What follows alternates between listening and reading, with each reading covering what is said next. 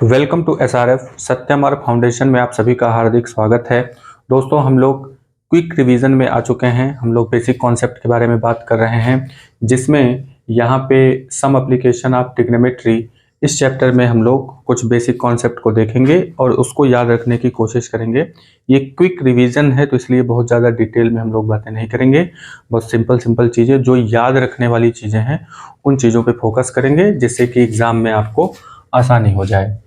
तो some application of trigonometry में, तो ट्रिग्नोमेट्री में हम लोगों ने देखा कि ये इस तरीके से कुछ ए बी सी करके अगर कोई ट्रायंगल इस तरीके से दिया हुआ है तो इस ट्रायंगल में हम जो यूज़ करते हैं तो इसमें इसको हम हाइट बोल सकते हैं, इसको आप डिस्टेंस बोल सकते हो कि एक पॉइंट यहाँ पे है एक पॉइंट यहाँ पे है तो इनके बीच की जो डिस्टेंस है, ठीक है, वो आप बोल सकते हैं। तो हाइट और डिस्टेंस, तो हाइट और डिस्टेंस को लेकर के एप्लीकेशन यही है ट्रिग्नोमेट्री का कि आप हाइट और डिस्टेंस निकाल सकते हैं।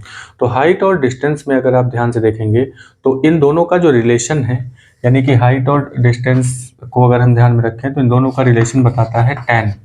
ठीक है, तो tan क्या होता है? परपेंडिकुलर बाई बेस होता है, और एक होता है कॉट। तो कॉट होता है बेस बाई परपेंडिकुलर।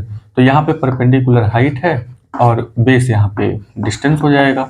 और इसी तरीके से कॉट में अगर हम बात करें तो बेस यहाँ पे डिस्टेंस हो जाएगा और परपेंडिकुलर यहाँ पे हाइट हो जाएगा। तो कुछ इस तरीके से आप इन चीज़ों को देख सकते हैं। और इसी चीज़ को ध्यान में रखते हुए, tan और cot को ध्यान में रखते हुए हम यहाँ पे एप्लीकेशंस ट्रिग्नोमेट्री में यूज़ करेंगे। और यानी ट्रिग्नोमेट्री की जो रेशियोज हम लोगों ने पढ़ा उसके बारे में बातें करेंगे। ठीक है, तो उसका यूज़ करके हम लोग किस तरीके से हाइट और डिस्टेंस को निकाल सकते हैं, किस तरीके से हम डिस्टेंस को, अगर मान लीजिए डिस्टेंस दिया हुआ है तो हाइट कैसे निकालेंगे, हाइट दिया है तो डिस्टेंस कैसे निकालेंगे, कोई न कोई एक चीज़ यहाँ पे दी गई हुई होती है। तो सपोज दैट कि यहाँ पे एक फिगर है और एक क्वेश्चन आपसे ये पूछा गया कि मान लीजिए कि कोई एक ये टावर है, उसके सामने एक बिल्डिंग खड़ी है इस तरीके से, बिल्डिंग की हाइट नहीं पता है, टावर की हाइट 50 है। तो एंगल ऑफ एलिवेशन, अगर यहाँ फुट से एंगल ऑफ एलिवेशन देखें बिल्डिंग के टॉप पर तो ये 30 डिग्री है। और अगर बिल्डिंग के बेस से यानी फुट से अगर हम टावर के हेड को देखें तो इसका जो एंगल ऑफ एलिवेशन है, एंगल ऑफ एलिवेशन मतलब नीचे से ऊपर की तरफ, ठीक है। तो जहाँ कहीं भी आप खड़े हैं, जैसे इस तरीके से अगर आप खड़े हैं तो बिल्कुल सीधे अगर आप देखेंगे तो ये हॉरिजॉन्टल हुआ। इसके ऊपर अगर आप ले जाते हैं तो ये जो एंगल बनता है यहाँ पे, इसको हम कहते हैं एंगल ऑफ एलिवेशन।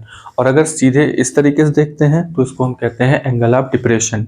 ठीक है, तो फिलहाल यहाँ पे हम एंगल ऑफ एलिवेशन के बारे में बात करते हैं और देखते हैं कि इसको हम लोग किस तरीके से लगा सकते हैं।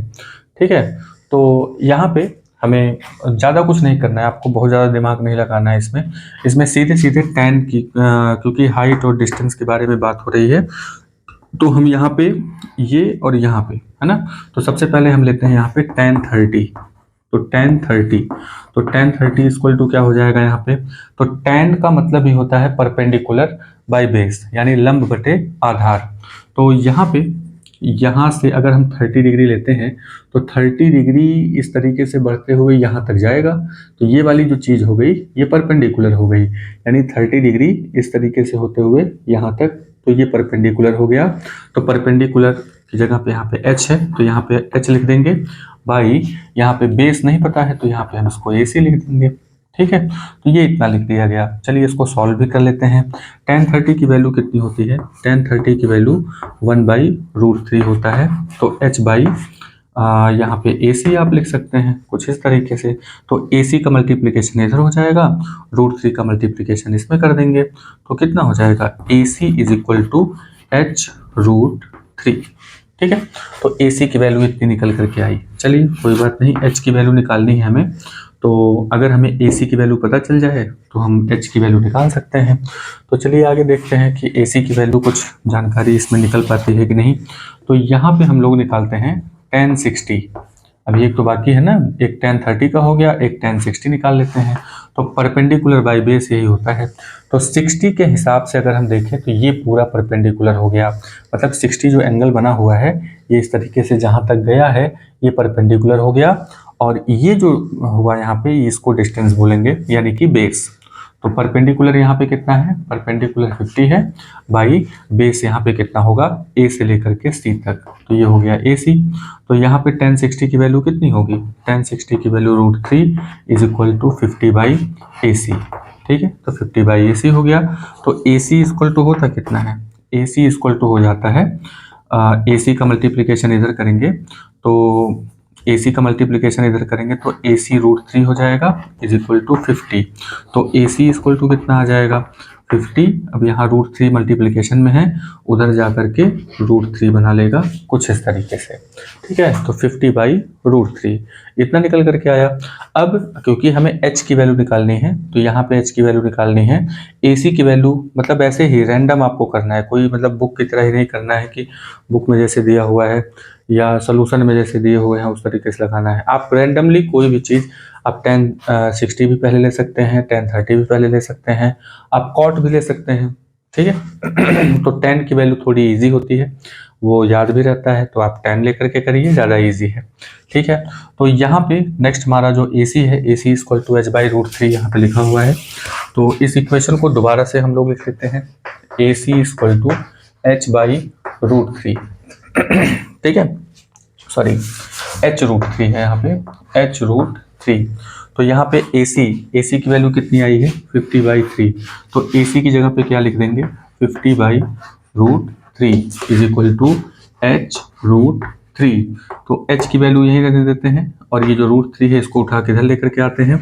तो यहाँ मल्टीप्लिकेशन में है तो √3 ये पहले से ही था, 50 बाई √3 लिखा ही था, तो 50 बाई √3 यहाँ पे लिख देते हैं। तो 50 बाई √3 लिखेंगे और जो √3 है जब इधर आएगा तो इधर तो मल्टीप्लिकेशन में है, जब इक्वल टू के इधर आएगा तो वो भी डिवीजन में चला जाएगा। तो ये जो लाइन खींचा हुआ है इसको डिवाइड बाई ही बोलते हैं, तो इसी के नीचे आ जाएगा। तो इसके यहाँ तो पहले से ही √3 लिखा हुआ था, एक √3 और लिख देते हैं जो कि यहाँ से आया है। तो √3 और √3 का मल्टीप्लिकेशन अगर हम करते हैं तो कितना आता है, तो यहाँ पे जब रूट और रूट आपस में टकराते हैं, बेस सेम होता है तो वैल्यू वही आती है। तो यहाँ पे 3 आ गया, रूट हट गया, रूट मतलब टकरा करके हट जाता है। तो h इक्वल टू कितना आ गया 50 बाई √3। तो 50 बाई √3 को अगर हम मिक्स फ्रैक्शन में कन्वर्ट करने की कोशिश करें तो 50 को अगर हम 3 से डिवाइड कर दें तो 3 बन जा 3 हो जाएगा, 2 बचेगा, 0 हो जाएगा, 3 6 जा 18 हो गया, फिर यहाँ पे 2 बच गया। ठीक है, तो इसको मिक्स फ्रैक्शन में अगर हम राइट करें तो 16 होल 2/3 मीटर, तो ये आपका एग्जैक्ट आंसर निकल करके आता है। ठीक है, तो कुछ इस तरीके से आप सॉल्व कर सकते हैं। शॉर्ट फॉर्म है, इसको जल्दी से ध्यान में रखेंगे, ज़्यादा कुछ नहीं करना है आपको, बहुत ईजी तरीके से बस जो भी एंगल दिया हुआ है उसका परपेंडिकुलर और बेस ध्यान में रखना है और फिर उसे लगा देना है। ठीक है, इसी तरीके के हम लोग एक और क्वेश्चन को देखते हैं और उसे जानने की कोशिश करते हैं, उसे लगाने की कोशिश करते हैं, देखते हैं कि कितना आता है। ठीक है,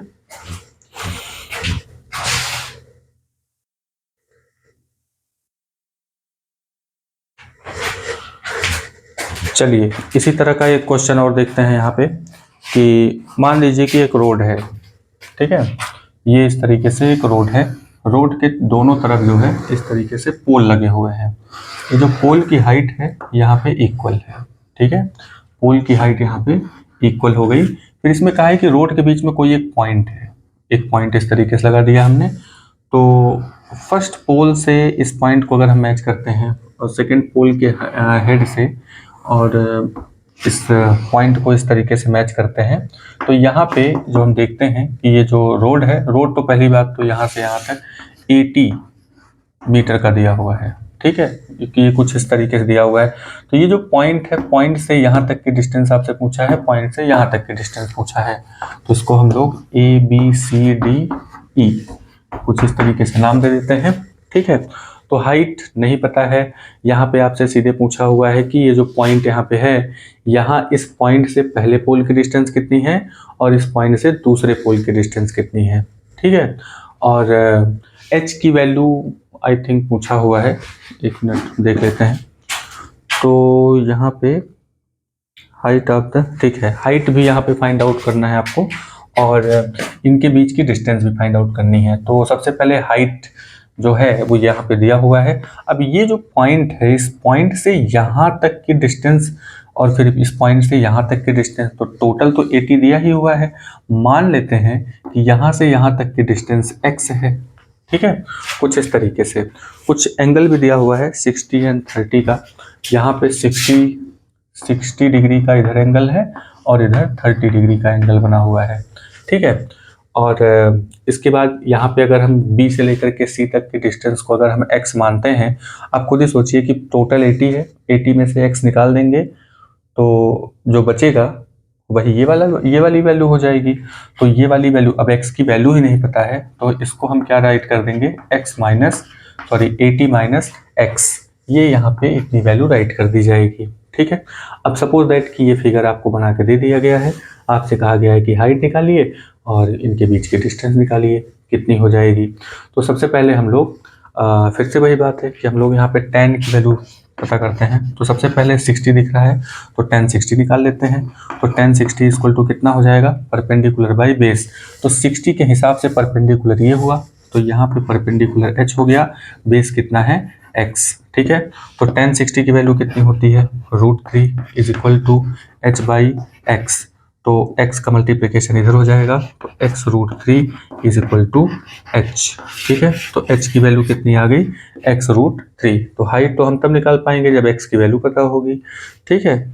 और अगर x की वैल्यू पता हो जाए तो हम ये वाला डिस्टेंस भी निकाल लेंगे, अगर ज़रूरी है तो निकाल सकते हैं। नेक्स्ट नंबर पे आते हैं। तो नेक्स्ट नंबर पे फिर से हमने यहाँ पे लेते हैं tan 30। तो tan 30, अब 30 के हिसाब से परपेंडिकुलर कौन हुआ, क्योंकि tan का मतलब होता है परपेंडिकुलर बाई बेस, यानी कि लंब बटे आधार। तो परपेंडिकुलर बाई बेस, तो परपेंडिकुलर यहाँ पे क्या हो गया h, बेस कितना है यहाँ पे 80 माइनस x, ये इतना बेस हो गया। तो tan 30 की वैल्यू कितनी होती है, tan 30 की वैल्यू होती है 1/√3 is equal to h by 80 minus x, ये इतना राइट कर देंगे। अब इसको सॉल्व करते हैं, 80 माइनस एक्स को इधर ले जाएंगे तो ये हो जाएगा 80 minus x is equal to √3। अगर हम उधर लेकर के जाते हैं तो यहाँ पे h √3 हो जाता है, ठीक है। तो यहाँ पे जैसा कि हमने h की वैल्यू निकाल रखे हैं हम यहाँ पे, तो h इक्वल टू x √3 है। तो जहाँ पे h लिखा हुआ है वहाँ पे x √3 लिख देंगे। तो यहाँ पे 80 minus x is equal to, जहाँ पे h लिखा हुआ है वहाँ पे x √3 लिख देंगे। ये h की जगह पे इतना लिखे हैं ये वाली चीज़, और ये जो √3 था वो ये वाला है, ठीक है। तो सिर्फ h की जगह पे x √3 लिखेंगे, बाकी √3 दिया हुआ था। तो यहाँ पे फिर से इसको सॉल्व करते हैं, 80 minus x equal to x √3, और √3 जब आपस में टकराएंगे तो ये 3x हो जाएगा, कुछ इस तरीके से। तो 80 इज इक्वल टू 3x। अब एक जैसी जो चीज़ें हैं उसको एक तरफ लेके चले जाते हैं, तो यहाँ पे x हो जाएगा। तो 80 is equal to 4x, 80 equal to 4x आ जाता है। तो यहाँ पे 80 इक्वल टू 4x आया है, 80 इक्वल टू 4x। तो x की वैल्यू निकालनी है, तो 4 यहाँ पे मल्टीप्लिकेशन में है, ये इधर आएगा तो डिवाइड हो जाएगा।